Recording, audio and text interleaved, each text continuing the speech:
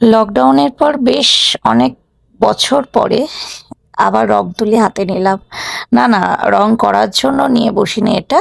সকালবেলা ঘুমোচ্ছিলাম, হঠাৎ দেখলাম ফ্যানটা বন্ধ হয়ে গেল, বুঝতে পারলাম তার সিলিং থেকে মাটিতে নামার পালা। তারপর বাড়ি ফিরলাম, বেলায় ফিরে দেখলাম টেবিলে খুব পরিষ্কার পরিচ্ছন্ন করে ব্লেডগুলো রাখা আছে, বুঝতে পারলাম একে সারানো হচ্ছে, তাই একে যত্ন সহকারে এখানে নামানো হয়েছে। তো ব্যাস, নিজের প্রতিফলন দেখাতে শুরু করে দিলাম, কারণ হাতে একটু বেশি সময় ছিল। কি করব, বসে বসেই করি।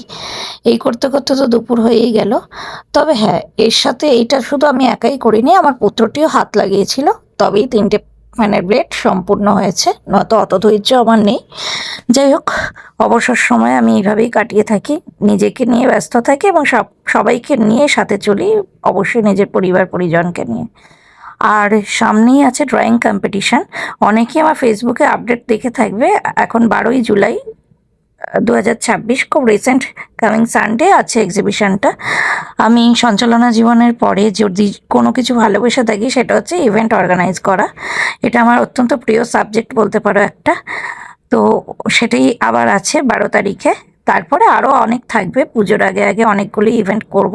সঞ্চালনার পরে যেটুকু সময় পাবো সেটুকু সময় এইভাবেই কাটাবো। আর সকলকে বলবো আসতে।